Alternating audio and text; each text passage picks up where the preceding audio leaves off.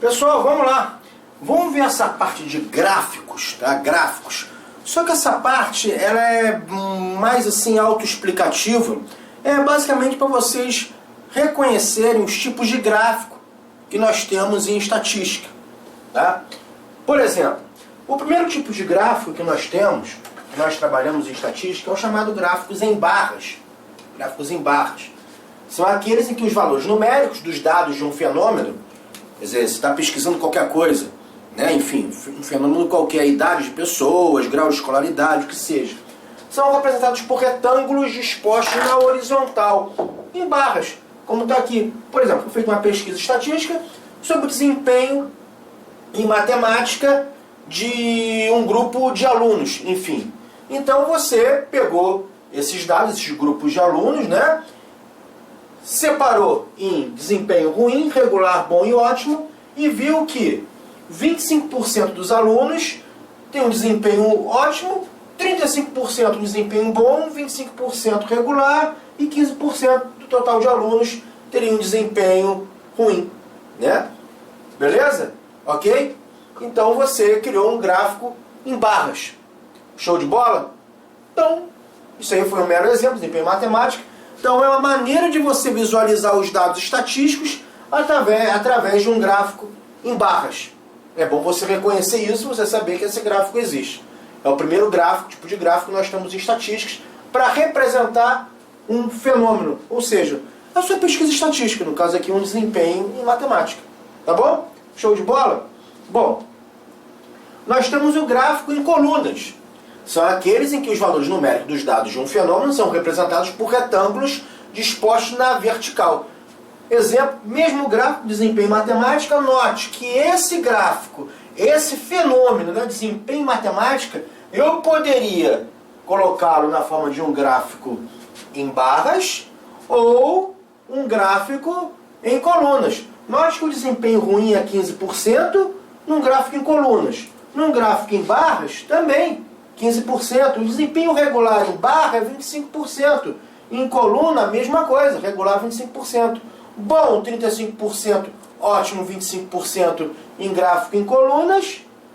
Em barra também, bom, 35%, ótimo, 25%. Então veja que são os mesmos dados, né?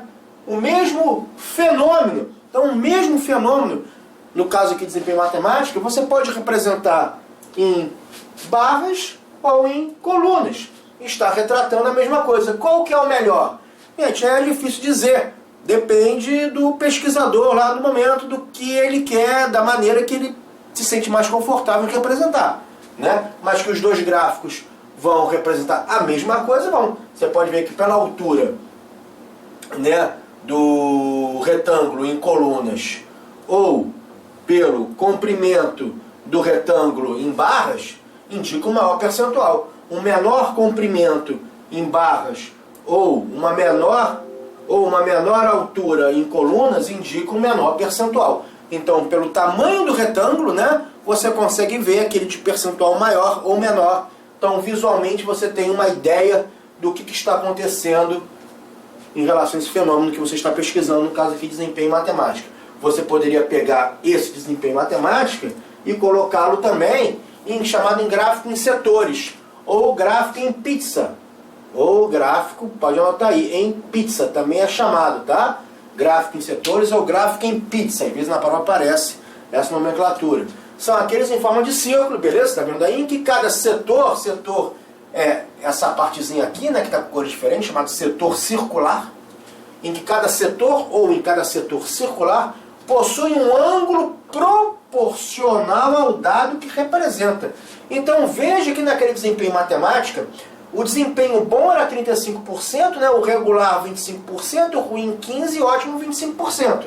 Lembra? Aqui, né, nos nossos gráficos. Então eu peguei esse desempenho em matemática e agora estou colocando ele em termos de setor circular. Setor circular.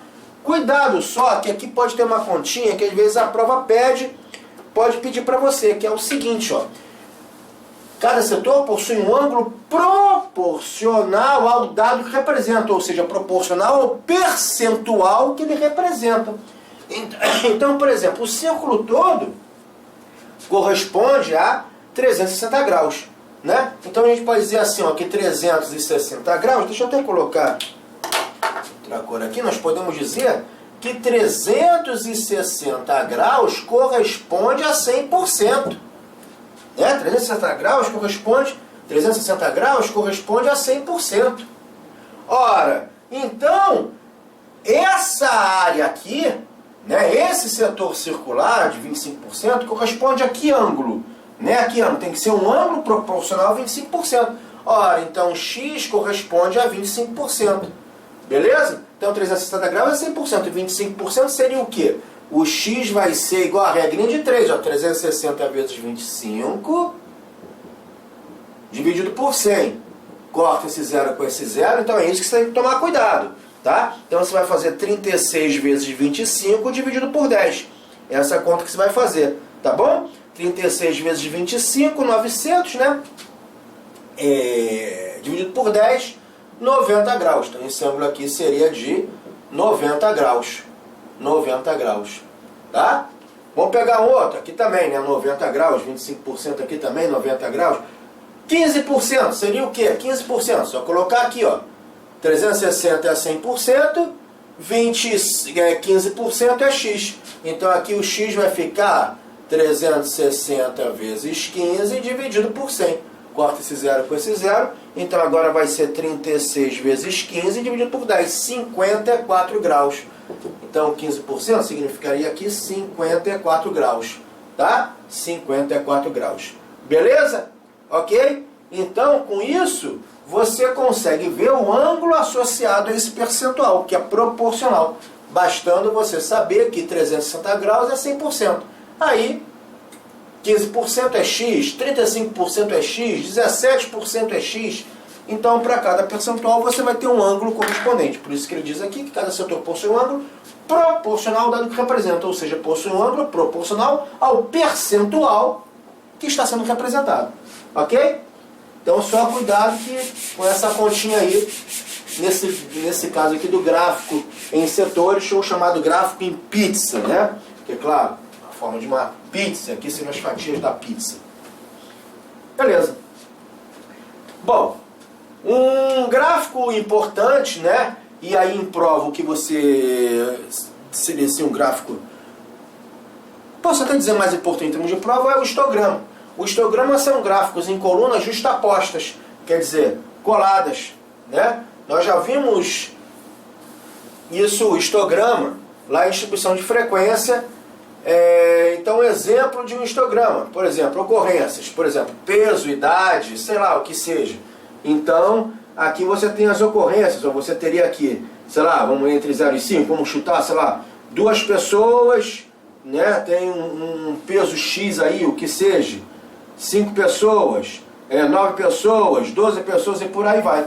Você consegue colocar um histograma, desenhar um histograma em função da característica que você está trabalhando, tá? Aí, vale a pena aqui pegar um quadrinho branco e mostrar o seguinte, ó. Imagina aqui, nós vemos distribuição de frequências, não é já? Imagina essas classes aqui, ó. 2 a 4,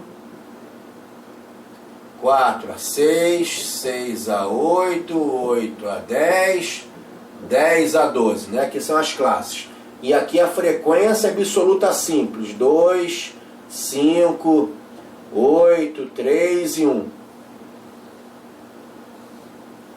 Nós já vimos isso. Então, na aula de distribuição de frequências, vamos passar isso daqui para histograma, né? Aqui seria o Fzinho e aqui seriam as classes. Nós já vimos isso em distribuição de frequências. Aqui na horizontal ficariam as classes. Da plano de 2 em 2, 2 a 4, 4 a 6, 6 a 8, 8 a 10. Né? Então aqui é 0, aqui ó. 2, 3, 4, 6, 8, 10. E aqui as frequências. 1, 2, 3, 5 e 8 aqui. Então você montaria o histograma, né? A classe de 2 a 4 corresponde à frequência 2. Então ela estaria aqui, ó. E o que é histograma? É um gráfico em colunas. Lembra aquele gráfico em colunas que nós vimos? Só que justapostas, coladas, tá? 4 a 6. a frequência é 5. 6 a 8, a frequência é 8. Só estou relembrando aqui que nós já vimos distribuição de frequências, né? 8 a 10, a frequência é 3. Faltou aqui 10 a 12, né? Faltou aqui 10 a 12. Acabei não colocando, não tem problema. Vamos botar aqui 10 a 12. A gente coloca aqui 10 a 12. Sem problema nenhum. 10 a 12. A frequência é 1. Então tá aí, frequência. Então tá vendo? O histograma é um gráfico em colunas. Aquele gráfico que nós já vimos, gráfico em colunas. Só que justapostas, coladas. Então, às vezes, em prova, ele pode dar um histograma para calcular uma média, uma mediana, uma moda que nós já vimos, em vez de dar essa tabelinha. Então você tem que entender, você tem que saber ler a tabela e associar o histograma e o histograma à tabela, né? Então, lembra a aula de discussão de frequência? Ele não dava essa tabela aqui, perguntava qual a média, qual a mediana, qual a moda. Ele pode dar esse gráfico e perguntar qual a média, qual a mediana, qual a moda. Então você tem que passar esse gráfico para cá. Fzinho, Fzão, né? Aquelas colunas que nós já vimos, X, I vezes F de I, enfim, né? Ponto médio das classes, beleza? Então isso é isso, e isso é isso, são sinônimos, sinônimos. Aí você teria que ver, pô, classe 2A4, a frequência é 2, eu desenhava aqui. Classe 4A6, a frequência é 5, coloca aqui. Classe 6A8, frequência é 8, coloca aqui. Classe 8A10, frequência é 3, coloca aqui. Classe 10A12, frequência é 1, coloca aqui. Beleza? Ok? Então, isso é isso e isso é isso. São sinônimos, né? Isso é igual a isso. Beleza? Ok? Então, essa é a parte de gráficos. Só atenção quanto ao histograma, né? Porque ele joga um histograma e pergunta qual é a média, mediana e moda. Né? Você tem que associar esse cara com essa tabelinha. E o resto, cuidado também com o gráfico em setores, né?